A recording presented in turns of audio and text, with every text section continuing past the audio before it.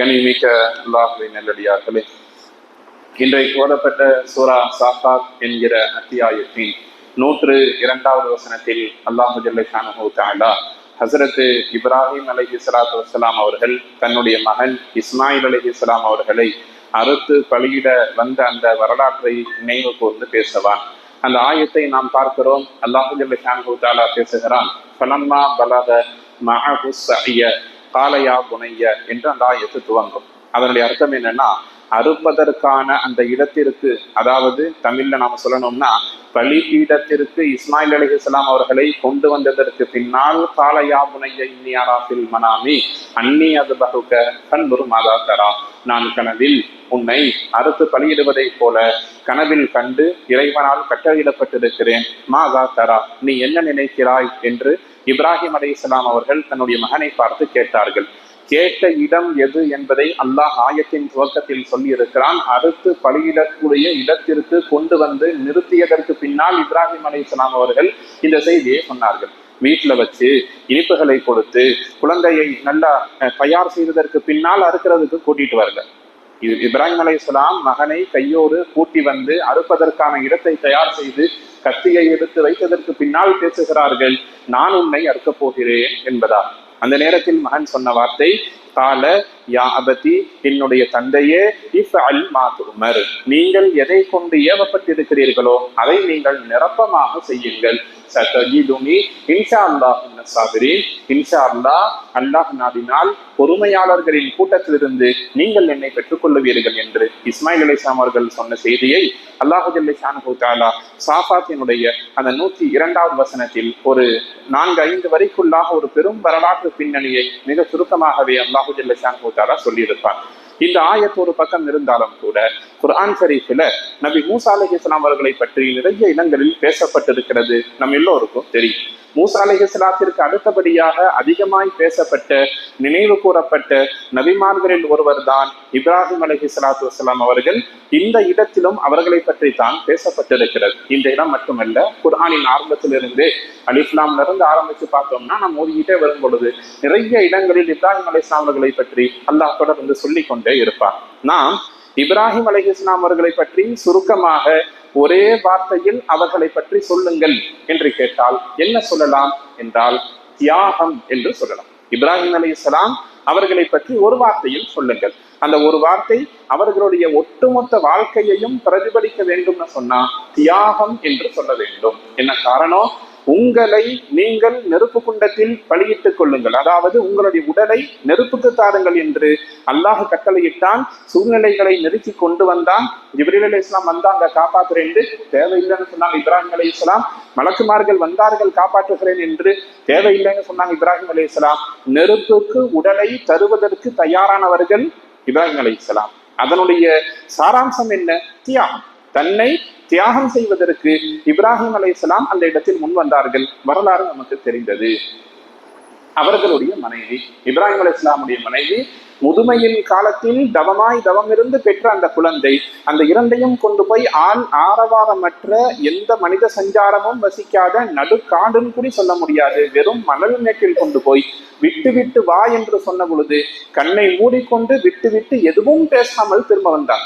ஹதீஸ்ல சொல்ற செய்தி அதான், எப்பா இந்த மாதிரி அல்லாஹ்வின் உத்தரவு வந்துச்சு, நீங்க இங்க இருங்க, உங்களுக்கு அல்லாஹ்வின் உதவி கிடைக்கும், அல்லாஹ் உங்களுக்கு ஜம்சம் தண்ணியை கொடுப்பான், யமன் தேசத்திலிருந்து ஆளுகளை கொண்டு வருவார், இதுக்காக எதுவுமே பேசவில்லை. இப்ராஹிம் அலைஹிஸ்ஸலாம் அவர்கள் கூட்டிட்டு வந்தாங்க, விட்டாங்க, திரும்பி பார்க்காமல் சென்று கொண்டிருந்தார்கள். மனைவி தான் கேட்டாங்க, அல்லாஹ்வின் உத்தரவா? ஆமாம்னு சொல்லிட்டு பின்னாடி போனாங்க. குடும்பத்தை அந்த இடத்தில் விட்டதனுடைய சாராம்சம் என்ன? தியாகம். நெருப்புக்கு கொடுக்கணும், தியாகம். மனைவி குழந்தைகளை கொண்டு போய் நடமாட்டம் இல்லாத இடத்துல விட்டுட்டு வரணும், தியாகம். மகனை அறுத்து பலியிட வேண்டும், தியாகம். இப்படி வாழ்க்கையெல்லாம் அல்லாஹ்விற்காக வேண்டி தொடர்ந்து தன்னையும் தன்னுடைய குடும்பத்தையும் தன்னுடைய குழந்தையையும் தியாகம் செய்வதற்கு முன்வந்தவர்கள் தான் இப்ராஹிம் அலைஹிஸ்ஸலாம் அவர்கள். அதே நேரத்துல நேற்றைக்கு தினம் கடந்து சென்ற அந்த பத்ருனுடைய அந்த வரலாறை நீங்கள் நினைவு கூர்ந்து பாருங்கள். பத்ருனுடைய அந்த ஒட்டுமொத்த அந்த நிகழ்வையும், அதுல நிறைய நிகழ்வு நடந்தது. அவர்கள் அந்த மக்கா மதீனாவில இருந்து அந்த வியாபார கூட்டத்தை மறிப்பதற்காக வருவார்கள். அதற்கு பின்னால் நடந்த நிகழ்வுகள் ஏராளம் இருந்தாலும் கூட ஒட்டுமொத்தமாக அதை சாராம்சமாக சொல் என்று கேட்டால் அதுவும் ஒரே வரியில் சொல்ல போனால் தியாகம். தியாகம் மட்டும்தான், வேற ஒண்ணும் இல்லை. புதுசா இஸ்லாத்திற்கு வந்திருக்கிறார். மக்காவிலிருந்து வந்தவங்க கூட 10 வருஷம் நபி ஸல்லல்லாஹு அலைஹி வஸல்லம் அவர்களோடு ஈமானில் இருந்திருக்கிறார்கள், கஷ்டப்பட்டு இருக்கிறார்கள். ஆனால் மதீனாவுக்கு வந்து 2 வருஷம் தான். 2வது வருஷம் ஹிஜ்ரி 2வது வருஷம் பத்ருனுடைய போர். வந்து 2வது வருஷத்திலேயே உயிரை கொடு என்று பத்ர்களத்தில் கொண்டு வந்து நிற்க வைக்கப்பட்ட பொழுது மனதார அல்லாஹ்விற்காக வேண்டி உயிரை கொடுப்பதற்கு முற்பட்டவர்கள் பத்ரனுடைய சஹாபாக்கள். அப்படி என்றால் பத்ரனுடைய ஒட்டுமொத்த அந்த போரினுடைய அந்த படிப்பினையும் என்ன? தியாகம். இந்த இரண்டையும் ஒரு பக்கம் நான் நிறுத்துகிறோம். ஒரு பக்கம் இப்ராஹிம் அலைஹிஸ்ஸலாமுடைய வாழ்க்கை தியாகத்தை பிரதிபலிக்கிறது, ஒரு பக்கம் பத்ர் சஹாபாக்களுடைய வாழ்க்கை, அவர்களுடைய அந்த நிகழ்வு தியாகத்தை பிரதிபலிக்கிறது. அல்லாஹு ஜல்ல ஷானஹு தஆலா இந்த 2 தியாகிகளையும் என்ன செய்தான் என்றுதான் நாம் இங்கே பார்க்கிறோம். குர்ஆனில் பதிவு செய்து வைத்தான் இப்ராஹிம் அலைஹிஸ்ஸலாமுடைய பேர். குர்ஆன்ல இப்ராஹிம் அலைஹிஸ்ஸலாம் பேர் இல்லாட்டி நம்ம யாருக்காவது இப்ராஹிம் அலைஹிஸ்ஸலாத்துடைய பெயர் தெரியுமா? தெரியாது. இப்ராஹிமை போல் ஏராளமான நபிமார்கள் இருந்திருக்கிறார்கள், நமக்கு தெரியுமா? வமின்ஹும் மன் கஸஸ்னா அலைக வமின்ஹும் மன் லம் நக்ஸுஸ் அலைக என்று அல்லாஹ் முடிச்சிட்டான் ஒரே வார்த்தையில். சில நபிமார்களின் பெயரை நாம் உங்களுக்கு சொல்லியிருக்கிறோம், சிலருடைய பெயரை சொல்லல என்று ஒரு வரியில் முடித்து விட்டான். ஆனால் இப்ராஹிம் இப்ராஹிம் என்று மீண்டும் மீண்டும் சொல்லி அல்லாஹ் ஜல்ல ஷானஹு தஆலா தனக்காக தியாகம் செய்த இப்ராஹிம் அலைஹிஸ்ஸலாம் ஆகட்டும், அல்லது தனக்காக வேண்டி உயிரை கொடுப்பதற்கு முதலாக முன்வந்த பத்ர் சஹாபாக்களை பார்த்தாகட்டும், அவர்களுடைய தியாகத்தை அங்கீகரித்தான், அவர்களை பொருந்தி கொண்டான். இப்ராஹிம் அலைஹிஸ்ஸலாமுடைய அவர்களுடைய வம்சாவளியில் தான் எல்லா நபிமார்களையும் கொடுத்தான். பத்ர் சஹாபாக்களை பார்க்கிறோம், எல்லா பாவத்தையும் மன்னித்தான். நீங்கள் என்ன செய்தாலும் சரி, உங்களுக்கு முழு பாவ மன்னிப்பு. ரலியல்லாஹு அன்ஹும் வ ரலு அன்ஹு, அவர்கள் என்னை பொருந்தி கொண்டார்கள், நான் அவர்களை பொருந்தி கொண்டேன். அல்லாஹ் பொருந்தி கொண்டான்னு சொன்னா அதற்கு பின்னால் அவர்களுக்கு துனியாவும் தேவையில்லை, ஆகிரத்தும் தேவையில்லை, நினைத்ததெல்லாம் நடக்கும். ஏன் நடக்கும்? அல்லாஹ் பொருந்தி கொண்டான். இப்ராஹிம் அலைஹிஸ்ஸலாம் அவர்களை அல்லாஹ் பொருந்தி கொண்டான், இஸ்மாயில் அலைஹிஸ்ஸலாத்தை பொருந்தி கொண்டான். இங்கே நாம் ஒட்டுமொத்தமாக சொல்ல வரக்கூடிய செய்தி, இறைவனுக்காக தியாகம் செய்தவர்களுக்கு அல்லாஹ் ஜல்ல ஷானஹு தஆலா பகரத்தை குர்ஆனில் கொடுத்திருக்கிறான். அதே போல நம்முடைய வாழ்க்கையில் நம்மை சுற்றி நிறைய நபர்கள் நமக்காக உழைத்துக் கொண்டிருக்கிறார்கள், நமக்காக தியாகம் செய்து கொண்டிருக்கிறார்கள். அவர்கள் உங்களுடைய பெற்றோர்களாக இருக்கலாம், உங்களுடைய தாயாக இருக்கலாம், தந்தையாக இருக்கலாம், மனைவியாக இருக்கலாம், உங்களுடைய குழந்தைகளாக இருக்கலாம், உங்களுடைய மனைவியாக இருக்கலாம். ஆண்கள் நிறைந்திருப்பதால் சொல்ல வேண்டியதாக இருக்கிறது, உங்களுடைய மனைவி, அவர்களுடைய அந்த விருப்பும் வெறுப்பும் வாழ்க்கை முறையும் வேறாக இருக்கலாம். உங்களுக்காக தன்னுடைய வாழ்க்கையை மாற்றி உங்களோடு சேர்ந்து பயணித்துக் கொண்டிருப்பார்கள். நாம் என்ன செய்வோம்னா, குறைகள் வந்தால் அவர்களிடத்தில் கடிந்து கொள்ளுகிறோமே தவிர அவர்களின் தியாகத்தை நினைவு கூர்ந்து அவர்களை பாராட்டுவது கிடையாது. அல்லாஹ் குர்ஆனில் இப்ராஹிம் அலைஹிஸ்ஸலாம் அவர்களை பாராட்டியதை போல, பத்ர் சஹாபாக்களை பாராட்டியதை போல, அவர்கள் உங்களுடைய மனைவியாக இருக்கலாம், உங்களுடைய குழந்தைகளாக இருக்கலாம், பெற்றோர்களாக இருக்கலாம், உங்களுக்காக யார் தியாகம் செய்து தன்னுடைய வாழ்க்கையை ஒதுக்கி இருக்கிறார்களோ அவர்களுக்கு நன்றி செலுத்த வேண்டிய கடமை இருக்கிறது என்பதைத்தான் இந்த 2 வரலாறுகளும் உங்களுக்கு பாடமாக சொல்லித் தருகிறது. அல்லாஹ் ஜல்ல ஷானஹு தஆலா குர்ஆன்ல நிறைய இடங்களில் சமுதாயத்தை பார்த்து சொல்லுவான், நீங்கள் நன்றியோடு இருங்கள் என்பதா.